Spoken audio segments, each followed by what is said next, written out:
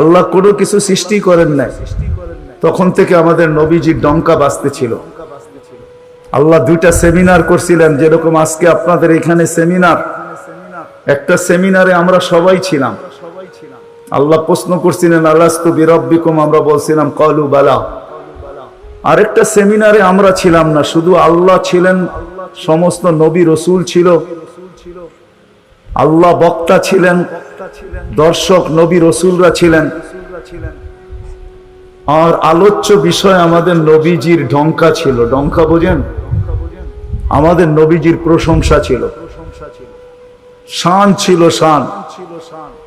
আল্লাহ নিজেই কোরআনে আছে, আল্লাহ নবীদেরকে যখন সম্বোধন করতেছিলেন যে আমি তোমাদেরকে যখন কিতাব এবং হিকমত দিব, তারপরে আমার রসুল আসবে, তোমরা আমার রসুল উপরে ঈমান আনবে, আমার রসুলকে সাহায্য করবে, এই কথার স্বীকৃতি তোমরা সবাই দিলে। তো সমস্ত নবী রসুলরা ওই দিন বলছিলেন যে আমরা স্বীকৃতি দিলাম। কিন্তু একটা প্রশ্ন হইতে পারে, রসুল তো 313 জন, কোন রসুল? তো আল্লাহ এটাও বুঝাইয়া দিয়েছেন, শব্দে রসুল আল্লাহ কারো কালেমার ভিতরে দেন নাই। 313 জন রসুলের ভিতরে 312 জন রসুলকে আল্লাহ কলেমা দিয়েছেন, কিন্তু কারো কলেমার ভিতরে আল্লাহ শব্দে রসুল দেন নাই। শব্দে রসুলটাকে আল্লাহ গচ্ছিত রাখছেন, আল্লাহ আগেই উঠে রেখা দিছেন। শুধু আমাদের নবীজির কালেমার ভিতরে আল্লাহ দিছেন লা ইলাহা ইল্লাল্লাহ মুহাম্মাদুর রাসূলুল্লাহ।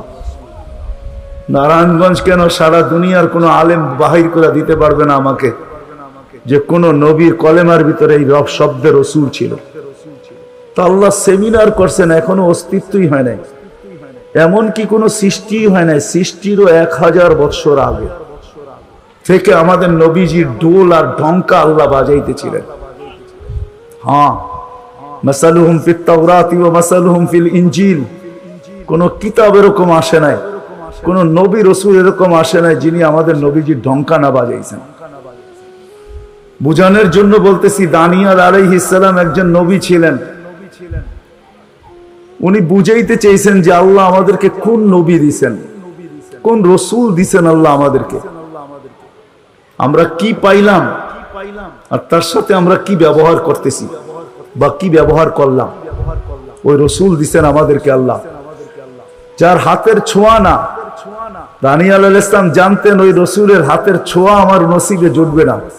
তিনি আল্লাহর কাছে দোয়া করছেন, আল্লাহ আমি ওই রসুলের হাতের ছোঁয়া চাই না, কেননা এটা কবুল হবে না, কমসে কম ওই উম্মতের হাতের ছোঁয়া হইলো আমাকে দেন। উনি শুধু আমাদের হাতের ছোঁয়া চাইছেন, উম্মতের হাতের ছোঁয়া। আবু মুসা আশআরী রাদিয়াল্লাহু তাআলা আনহু থেকে রিওয়ায়াত আছেন, যে আবু মুসা আশআরী রাদিয়াল্লাহু তাআলা আনহু সাহাবায়ে কেরাম ওনাকে কাফন পরায়া দাফন করছেন।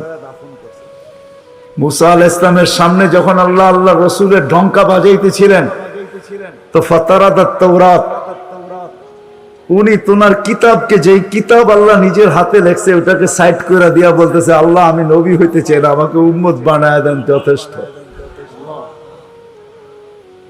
বুঝানোর জন্য বলতেছি, নবীর চেহারা দেখা তো দূরের কথা, উনি আল্লাহকে কোন পর্বে বলছিলেন, আল্লাহ এই উম্মতের চেহারা আমাকে একটু দেখায় দেন।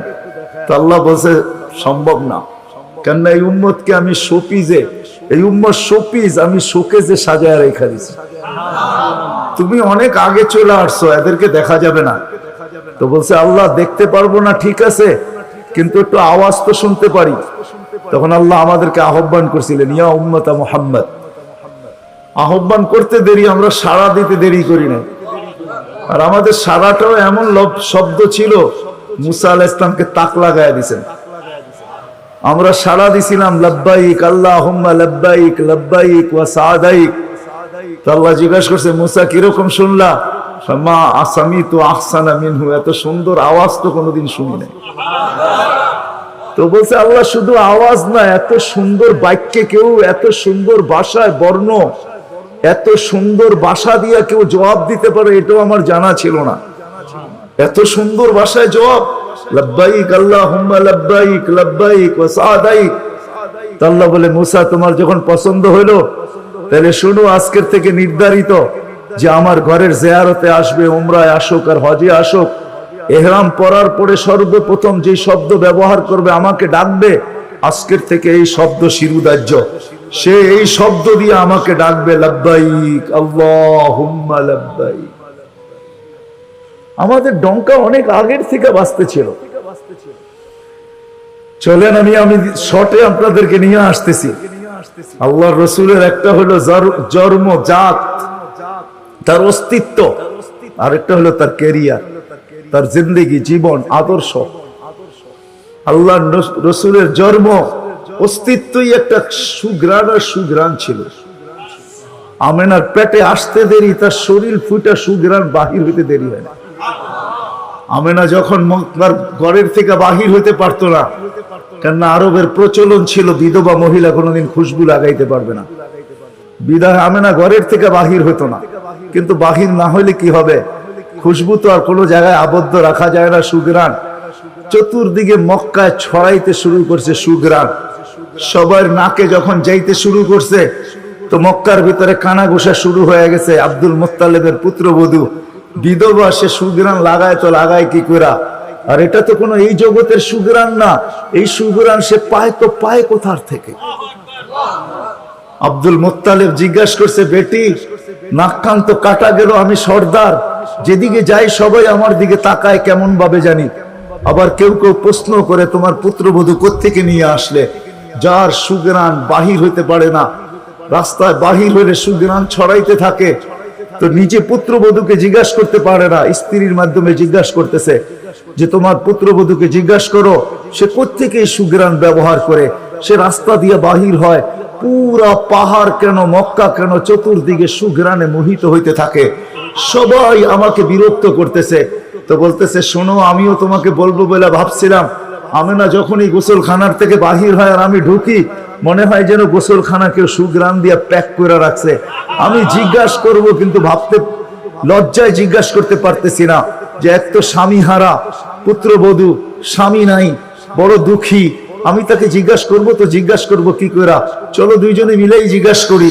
তো আমেনাকে ডাইকা জিজ্ঞাসা করতেছে, বেটি জিজ্ঞাসা করার ছিল না, কিন্তু সমাজে মুখ দেখাইতে পারতেছি না, তোমার এই শরীর থেকে সুঘ্রাণ কি করে বাহির হয়? সুঘ্রাণ ছড়ায় কি করে? তুমি কোত্থেকে খুশবু আনো, সুঘ্রাণ আনো আর লাগাও, যে তুমি বাহির হলে চতুর্দিকে মোহিত হইতে থাকে। তো আমেনা ওইখানে থুতু নিক্ষেপ করে আর বলে, আম্মা শরীর থেকে না, থুতু মারতে দেরি, সুঘ্রাণ তুফানের মতো বাহির হইতে দেরি হয় নাই। বলছে, আম্মা সুঘ্রাণ শরীরে না, শুধু আম্মা এই থুতুতে পর্যন্ত সুঘ্রাণ। আম্মা এই সুঘ্রাণ আমার না, পেটেরটা সুঘ্রাণ, পেটেরটা। আম্মা বলার ছিলাম না, তোমরা বাধ্য করতেছো। যেদিন পেটে আসছে ওই দিন তো ঘরের দেওয়াল পর্যন্ত আমাকে সালাম দিতেছে, তোমাদের এই ফ্লোরের বালুর কণা পর্যন্ত আমাকে সালাম দিতেছে। আম্মা আমি বাহির হইতে দেরি, মেঘ উড়া এসে আমাকে ছায়া করতে দেরি করে না। আমি উত্তপ্ত বালুতে পা দিতে দেরি, মা ঠান্ডা হইতে দেরি করে হয় না। মা আমি উত্তপ্ত পাথরে পা দিতে দেরি, মা ঠান্ডা হইতে দেরি হয় না। আমি বাহিরে বসে থাকি, আকাশের তারাগুলা এসাকে আমার সালাম দেয়। মা যেদিন পেটে আসছে ওই দিন 12 জন রসুল এসে আমাকে সালাম দিছে।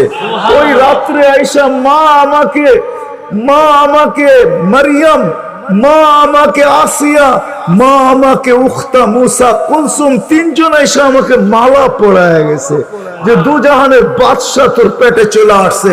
মা শুধু এইখানেই ক্ষান্ত না, আমি যখন বাহির হই তো বারুর করা পর্যন্ত আমাকে সালাম দিতে থাকে। কুয়ার পাশে যখন যাই মা, তো আমাকে আর রশি দিয়া, ওই দিনের পর থেকে আজ পর্যন্ত রশি দিয়া পানি উঠাইতে হয় না।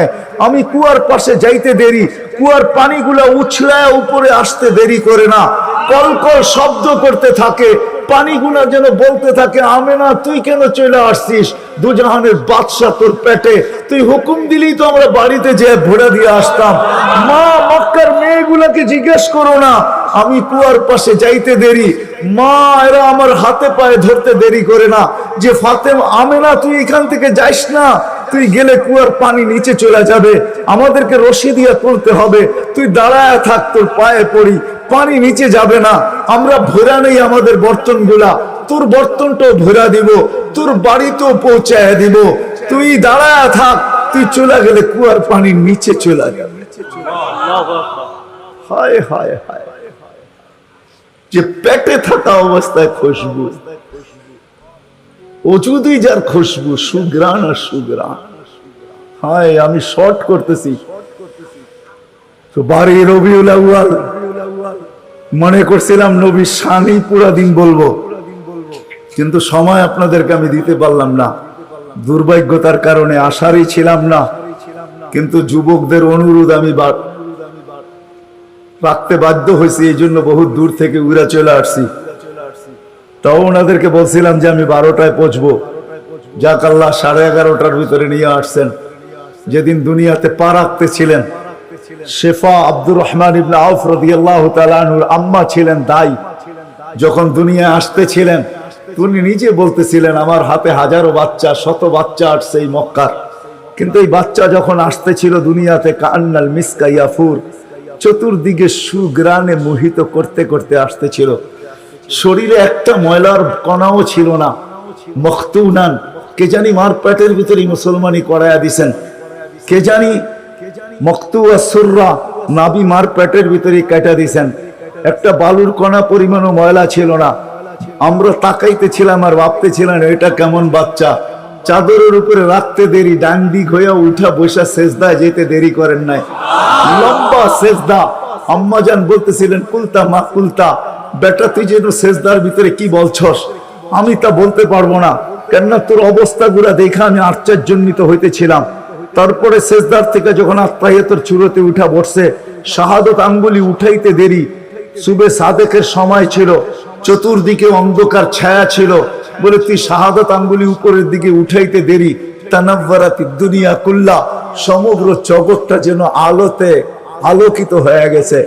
তারপরে যেন তুই কি বলছস আমি বলতে পারবো না। তারপরে স্বাভাবিক হয়ে শুয়া পড়ছিস, তোকে দৌড়ে আছে আমি কোলে নিছি, কোলে নিতে দেরি, ঘরের ছাদ ফাটতে দেরি হয় নাই, কুয়াশা ভিতরে ঢুকতে শুরু করছে।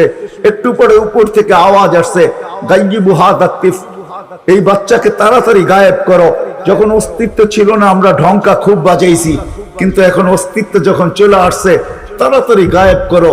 তুফু মাশারিকাল আরদি ওয়া মাগারিবাহা, সমগ্র জগৎকে ঘুরে আনিয়ে আসো, যেন সমগ্র জগৎ, কোন সৃষ্টি যেন এই 2 মিনিটের বাচ্চার ব্যাপারে 3 মিনিটের সময় এই কথা না বলতে পারে যে আমরা একে চিনি না। সবাই যেন একে চিনে, বিসুরাতিহি, তার রূপ দেখা যেন তাকে চিনে, ওয়া বিইসমিহি, তার নাম দেখা নামের উপরে যেন চিনে, ওয়া বিনাতিহি, তার গুণাবলী দেখা যেন তাকে চিনে। বলে গায়েব করে দেওয়া হলো। উপর থেকে আওয়াজ আসলো, আরিজু আলাইহি কুল্লা রুহানি, সমস্ত রুহানি জগতের জিনিস এই বাচ্চার সিনার ভিতরে ভরতে থাকো। মিনাল জিন্নি ওয়াল ইনসি ওয়াল মালাইকাতি ওয়াল ওয়াহশি ওয়াত তায়র, মানুষ, জিন, ফেরেশতা, চতুষ্পদ প্রাণী, এমনকি পাখির ভালো গুণটা পর্যন্ত ঢুকাও। তারপরে আওয়াজ আসলো 20 নবীর 20টা গুণ ঢুকাও এর ভিতরে। আমি তর্জমা করব না, ওলামার থেকে তর্জমা জেনে নেবেন। 20টা নবীর 20টা গুণ ঢুকাও। আতুহু খুলুকা আদম, মারিফাতা শী, সুজাআতা নূহ, খুল্লাতা ইব্রাহিম, লিসানা ইসমাঈল, রিদা ইসহাক, ফাসাহাতা সালেহ, হিকমাতা লূত, বুশরা ইয়াকুব, জামালা ইউসুফ, সবরা আইয়ুব, তাআতা ইউনুস, জিহাদা ইউশা, সাউতা দাউদ, হুব্বা দানিয়াল, ওয়াকারা ইলিয়াস, সুহদা ঈসা, কুওয়াতা মুসা, হাইবাতা সুলাইমান, ওয়া ইলমাল খিদির। 20 নবীর 20টা গুণ এই সিনার ভিতরে ভরো। আওয়াজ আসলো, নবী তো 20 জন না, 1.25 লক্ষ নবী, 312 জন রসুল। তো আওয়াজ আসলো, অগমিদুহু ফি জামি আখলাকিন নবিয়্যিন, সমস্ত নবীদের আখলাকের ভিতরে এই বাচ্চাকে ডুবায়া দাও। তারপরে কোলে ফিরত দিয়া দেওয়া হলো। আমেনা কোলে নিয়ে কাঁদতেছিলেন। আব্দুল মুত্তালিব ছুটে আসছে যে আমেনা কাঁদে কেন, চাচারা ছুটে আসছে, বোন কাঁদিস কেন, শাশুড়ি ছুটে আসছে, মেয়ে কাঁদিস কেন? বলছে আব্দুল্লাহ নাই। তো বলছে আব্দুল্লাহ নাই মানি বুঝায়া বল, কেন কাঁদিস? বলে আব্দুল্লাহ নাই, প্রথম বাচ্চা, মানুষের প্রথম বাচ্চা যখন হয়, তো অনেকে আছে নারায়ণগঞ্জে পাওয়া যাবে খুশির ঠেলায়, নারায়ণগঞ্জে সব মিষ্টির দোকান ভুক, আমার ঘরে ছেড়ে আসছে, সব খালি করে দাও। সব আব্দুল্লাহ নাই, খেলনা নিয়ে আসে, ঢের বানায়া দেয়, আব্দুল্লাহ নাই, কে খেলনা আইনা দিবে? তো আল্লাহ কানে কানে বলতেছে, আমেনা, আব্দুল্লাহ খেলনা আনলে আর কিসের খেলনা আনবে? হয়তো মাটির আনবে, কাঠের আনবে, প্লাস্টিকের আনবে, এটা আনবে, সেটা আনবে, কোন খেলনা আসবে? দুনিয়ার খেলনা আনবে। আমেনা, সম্পর্ক তোর সাথে শুধু তোর সন্তান, আমার সাথে সম্পর্ক হলো মাহবুবিয়াতের। এটা তো আমার মাহবুব। আরে সূর্য ডুবতে দে আমেনা, দুনিয়ার খেলনা কি আমি চাঁদকে খেলনা বানায় পাঠায় দিলাম। কাদিস তো কাদিস কেন? আবু তালেব বলে সূর্য ডুবলো, আমরা বাহিরে 4 পায়ের ভিতরে শোয়াই দিলাম। মাত্র 10-12 ঘন্টার শিশু, চাঁদ তাড়াতাড়ি দ্রুত গতিতে নিচে নামতে শুরু করলো। বাদাল কামরু আইয়াদনু, আমি খালি দেখতেছিলাম চাঁদটা নামতেছে। তোমার মাথার উপরে যখন চলে আসছে তো আমি ভয়ে চিৎকারে দিয়া ফেলছি, খাশিতু আইয়াকা আলাইক, তোমার উপরে পড়ে না যায়, কিন্তু তোমার মাথার কাছে এসে থেমে গেল। তুমি 12-13 ঘন্টার বাচ্চা, হাত পাও নাড়তেছিল, তোমার হাত পায়ের ইশারায় উপরে চাঁদ ডান্স করতেছিল। কেমন কেমন আল্লাহ রসুল বলতেছিলেন, জানেন চাচা কি বলতেছিল চাঁদ? বলে তা তো জানি না।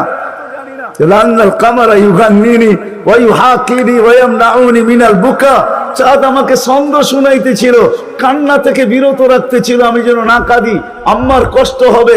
আল্লাহ চাঁদকে আমার জন্য খেলনা বানায় পাঠায় দিয়েছে। খেলনা। কোন ব্যক্তিত্ব আমাদেরকে জান্নাত পর্যন্ত নিয়ে যাওয়ার জন্য আসছে? উনি আমাদেরকে জান্নাতে নিয়ে যাওয়ার জন্য আসছে। জান্নাতে। নারায়ণগঞ্জের মানুষ কেমনে বুঝাবো আমি? 2-4 দিন পরে হাঁটি হাঁটি পা যখন হয়েছে, 6 মাস 1 বছরের মাথায়, তো আবার আমেনা কোলে নিয়ে বসে কাঁদতেছে। সব দৌড়ে চলে আসছে। আমেনা কাঁদিস কেন? বলে আব্দুল্লাহ নাই। বলে আব্দুল্লাহ নাই মানে? বলে বাচ্চা যখন হাঁটতে শিখে তো বাচ্চা বাবা আঙ্গুল ধরে হাঁটায়, এইখানে নিয়ে যায় ওইখানে নিয়ে যায়। আব্দুল্লাহ নাই। আব্দুল্লাহ থাকলে হয়তো আঙ্গুল ধরে হাঁটাইতো, মক্কার অলিতে গলিতে নিয়ে যাইত। 2টা বড় মেলা হয়, ওকাজ আর মাজান্নায় নিয়ে যাইত।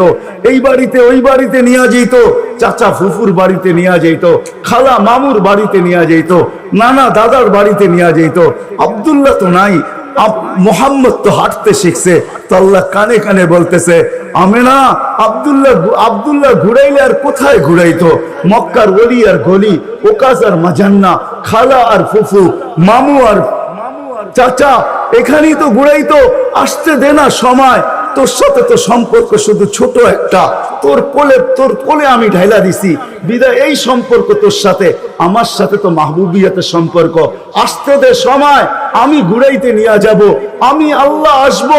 হুয়াল্লাযী আসরা বিআবদিহি লাইলাম মিনাল মাসজিদিল হারাম।